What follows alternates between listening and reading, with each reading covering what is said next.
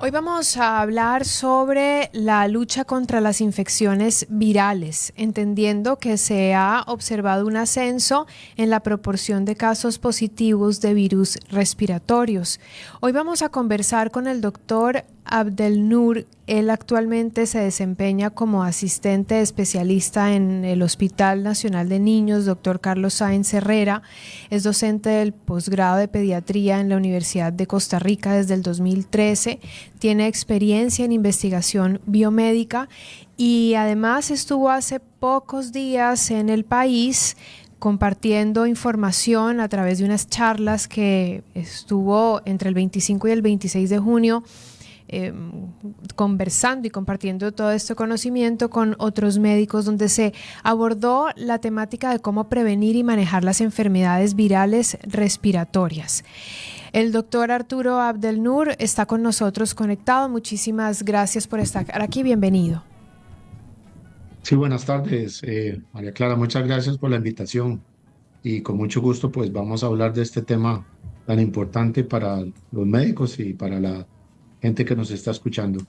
Este tema es bastante oportuno porque precisamente venimos en unos días o semanas, diría yo, de muchos casos de diferentes tipos de afecciones respiratorias desde el punto de la perspectiva de una paciente. No puedo dar la causa, pero usted sí nos puede contar qué es lo que está pasando tal vez en la región, qué está pasando en el tiempo post-COVID, a qué se debe este ascenso de estas infecciones virales.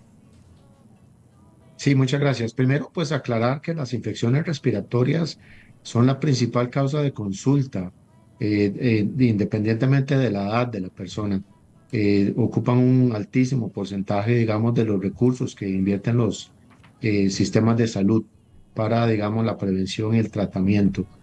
Lo que hemos visto es que a raíz precisamente de la epidemia por el virus SARS-CoV-2 ha habido un incremento en estas infecciones. Entonces siempre han sido importantes, pero ahora son más importantes.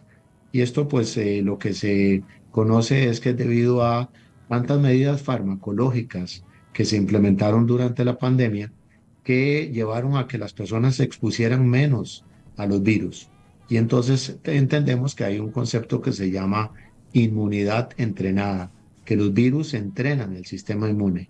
Y esta es una de las razones por las cuales, digamos, al haber tantas medidas de prevención y no exposición, han incrementado. A mí me gusta entender mejor las cosas y sí quisiera hacer un énfasis en esto de la inmunidad entrenada. Doctor, por favor. Sí, disculpe, tal vez a veces somos un poco técnicos.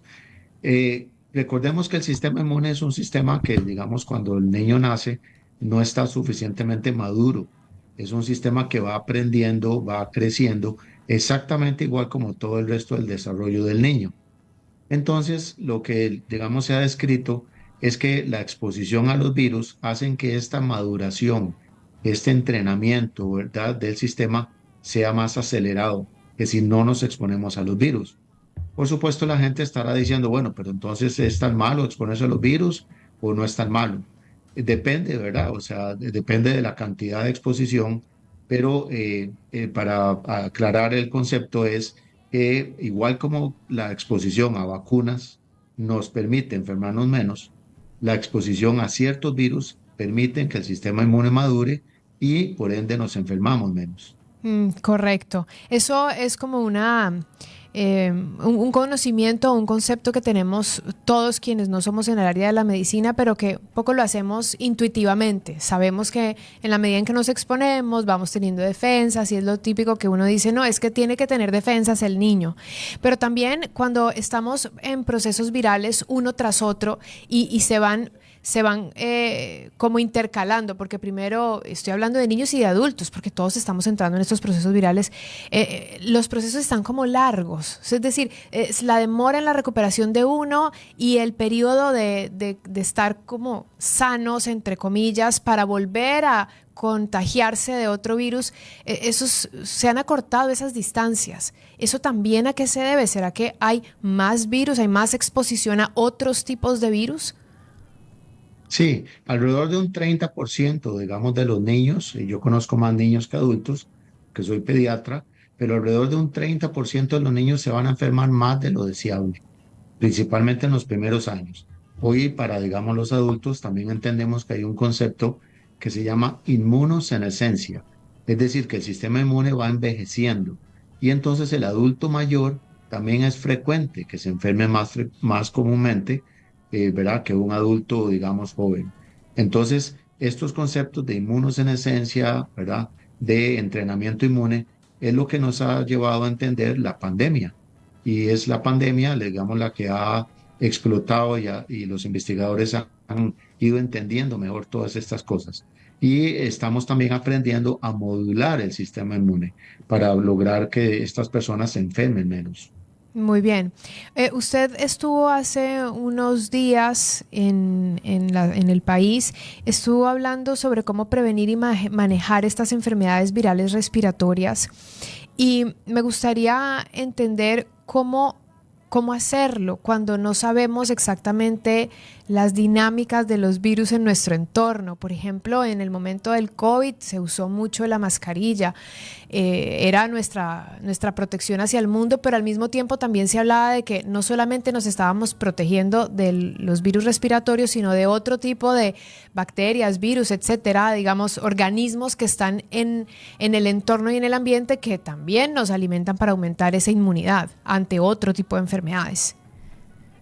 Sí, entonces, nosotros, digamos, vamos a poder tener medidas farmacológicas y no farmacológicas para enfermarnos menos.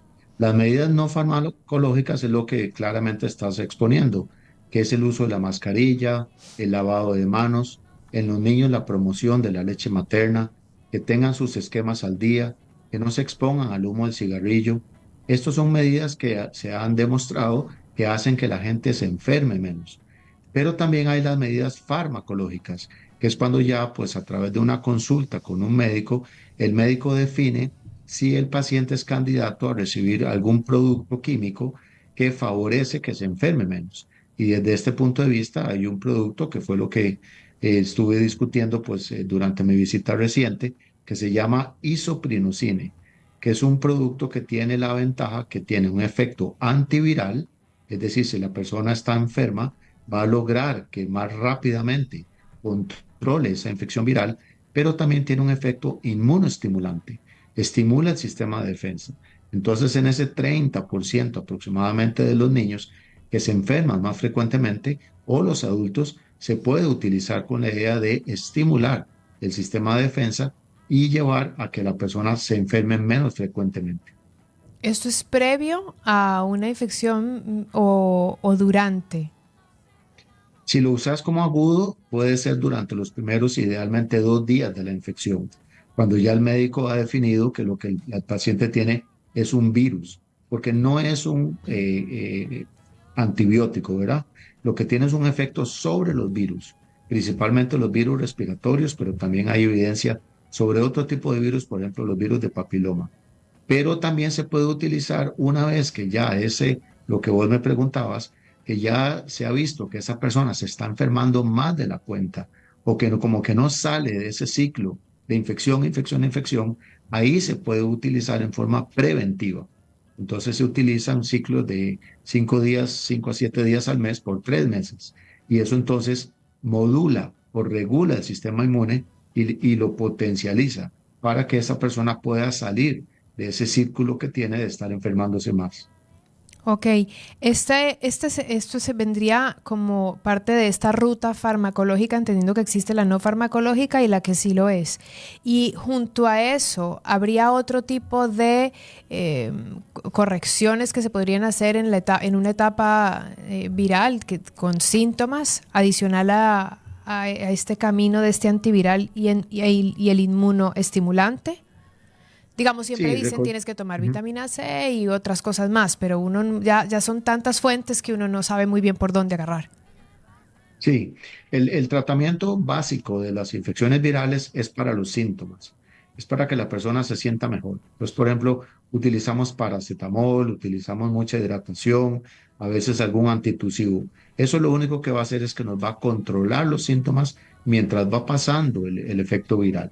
Hay otro grupo de productos en los cuales no hay una evidencia clara que realmente mejoren. Por ejemplo, las vitaminas.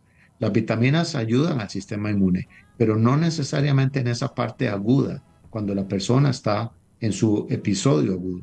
Por el contrario, el producto este isopirinucine, sí hay evidencia clínica clara, estudios clínicos, donde dicen que acorta los días de enfermedad y muy importante, también evita el uso excesivo de antibióticos, que es otro de las complicaciones o las cosas que estamos viendo a nivel mundial. Ese uso excesivo, el uso irracional de antibióticos que han llevado a mucha resistencia antimicrobiana. Ahora que menciona a los antibióticos y debido a su especialidad, que es la pediatría enfocada en investigación biomédica, eh, ¿cómo reacciona o cómo se manifiesta la presencia de antibióticos a tan temprana edad en el futuro, es decir, en la vida adulta de ese niño? Ujú. Discúlpeme, voy a aclarar primero una cosa y es un concepto que los médicos no hemos podido lograr, digamos, transmitir el mensaje. Cuando los médicos hablamos de infección, no necesariamente es sinónimo de antibiótico. Y lo acabamos de ver, por ejemplo, los virus, el dengue. En el dengue usted no da antibióticos. Lo que utiliza son, digamos, productos para los síntomas. Entonces, los antibióticos están diseñados para utilizarse en caso de infecciones por bacterias. Y hoy entendemos que el uso de antibióticos a temprana edad pueden alterar la microbiota intestinal. Y la microbiota intestinal es un factor que precisamente estimula el sistema inmune, educa el sistema inmune. Entonces, el uso irracional en forma repetitiva de antibióticos a edades tempranas puede traer consecuencias, ¿verdad? A mediano y largo plazo. Por ejemplo, asma, por ejemplo, obesidad. Eso se ha visto que está relacionado con el uso excesivo de antibióticos por el daño de la microbiota. Bien, ahora que menciona el asma, y perdón que conecte cada pregunta con algo anterior que usted acaba de decir, pero lo estoy escuchando con atención, ¿el asma no tiene una predisposición genética tal vez o también puede generarse por este motivo que usted acaba de indicar, que es por el exceso de uso de antibióticos? Sí, muy excelente pregunta. Hoy todas las enfermedades es la combinación de ese factor genético y el factor ambiental. Entonces, yo puedo tener un factor genético para tener una enfermedad X, llamémosle asma, ¿verdad? Pero no es suficiente con solo el factor genético. Yo tengo que tener un factor ambiental que lo que hace es que favorece la, digamos, expresión de esos genes.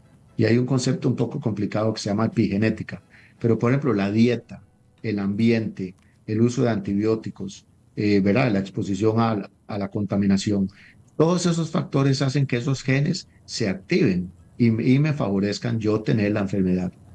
Sí, sí hemos ya introducido ese concepto de epigenética aquí en el programa y si bien es cierto no es tan fácil de explicar, cada vez se escucha un poco más y entendemos que estamos inmersos en un entorno que nos afecta y dentro y fuera, ¿no? Dentro de nuestro cuerpo y fuera de él. Este tema de la lucha contra las infecciones virales creo que nos puede dar para una conversación muy larga porque yo creería que hay muchas dudas. Son infecciones respiratorias que vemos en aumento, los vemos en los chiquitos, lo estamos viendo en nosotros, en los adultos y también sucede que algunos resultan ser muy largos y otros son muy fugaces. En 2 días ya se va, pero deja también secuelas. Entonces, ¿cómo también, y esta parte me parece importante, manejarlo hoy? Porque en el tiempo del COVID todos íbamos de una al laboratorio, nos hacíamos nuestro examen para entender qué era y ahora realmente pues la práctica un poco se ha dejado. Sin embargo, entiendo también que los médicos están enviando pruebas, por ejemplo, para saber si hay positivo de virus sincital respiratorio, o si hay influenza, o si persiste el COVID. Aquí, coloquialmente, se habla de que ha vuelto el COVID, pero ¿qué tan cierto es eso? Es muy, muy cierto.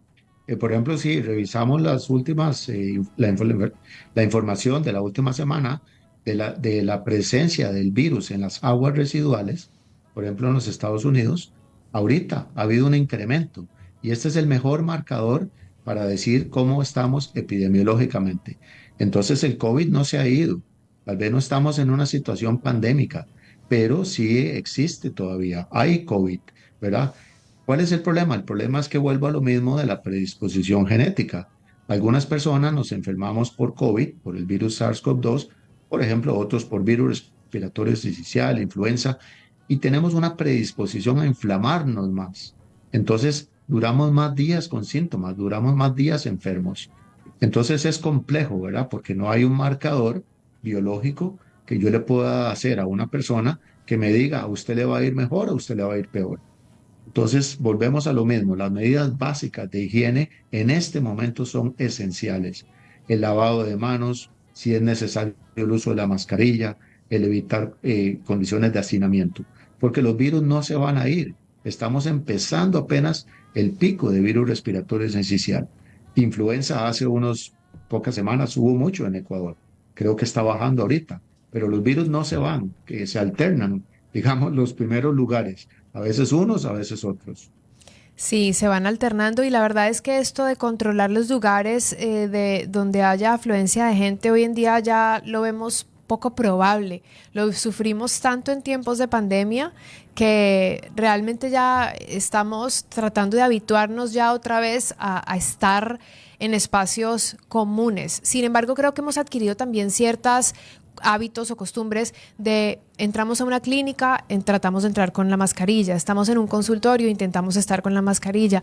Es decir, creo que es como si también nosotros estuviéramos aprendiendo a lidiar con estos virus intuitivamente, pero siempre es importante entender lo que estamos viendo hoy, que es los números, el ascenso de los casos, entender que hay estos caminos, los farmacológicos y los no farmacológicos, y también entender la predisposición de cada uno de nosotros o de nuestros hijos o de los adultos mayores que son más propensos también a estas enfermedades respiratorias y también algo que me parece importante que usted tal vez nos ayude a recalcar es la importancia de actuar a tiempo y la automedicación, que son dos temas que yo creo que van un poco de la mano. Y, por ejemplo, después del COVID, yo me he dado cuenta que algunos pacientes, tal vez al demorarse un poco en atender rápidamente esta situación respiratoria, se les ha complicado, porque a lo mejor el COVID dejó secuelas en nuestros cuerpos, ¿no? No puedo hablar con evidencias, ustedes lo saben más, pero sí entendemos que el COVID dejó secuelas en nuestro cuerpo. Entonces, reaccionar a tiempo implica cuándo y Sí. automedicarse implica qué. Ujú. Sí, sí, bueno, nada más un paréntesis muy breve. Recordemos que existe esa situación que se llama long COVID, que también es otro tema que pudiéramos hablar en otra ocasión. Pero entonces, si yo como persona estoy enfermo, tengo fiebre alta, persistente por más de 2 días, tengo dificultad para respirar, no me siento bien, estoy muy postrado, muy decaído, no tengo apetito. Esto aplica al adulto y aplica al niño. Ese es el momento en que hay que ir al médico. No hay que esperar 5, 7, 10 días a sentirme muy mal para acudir al médico, porque probablemente ya para ese momento voy a tener una sobreinfección bacteriana y ahí probablemente voy a requerir hospitalización u antibióticos. Entonces la consulta temprana es esencial. También es esencial porque si yo detecto tempranamente algo, por ejemplo, vuelvo a decir, puedo utilizar un producto como isoprinosine, donde yo puedo ayudarle al paciente que más rápidamente salga de su cuadro viral. Entonces el consejo es, si yo ya tengo la experiencia de una infección respiratoria y se está comportando diferente a lo usual, mejor consulte tempranamente. Bien, doctor, muchísimas gracias por estar con nosotros. Intentamos vernos presencialmente cuando usted estuvo aquí, no lo logramos, luego en otra cita y ahora finalmente pudimos conversar. Entendemos que usted está afuera, así que para quienes nos escuchan y nos ven, esta conversación ha sido vía Zoom y con una comunicación bastante fluida. Yo le agradezco. Hemos conversado con el doctor Arturo Abdelnour. Él ha hablado con nosotros sobre la lucha contra las infecciones virales y si puede despedirse con un mensaje final a nuestra audiencia, se lo agradecería. Sí, bueno, primero muchas gracias por la entrevista, por el espacio. Yo creo que el mensaje es básicamente, tenemos que cuidarnos porque las infecciones respiratorias van a seguir estando presentes. Tenemos que ser cautelosos, precavidos, de que si tengo un cuadro que se está saliendo de lo normal, consultemos al médico. No asumamos que vamos a tener algo muy benigno. Entonces es básicamente la prevención, la precaución que debemos tener es el mensaje que quisiera dejarles.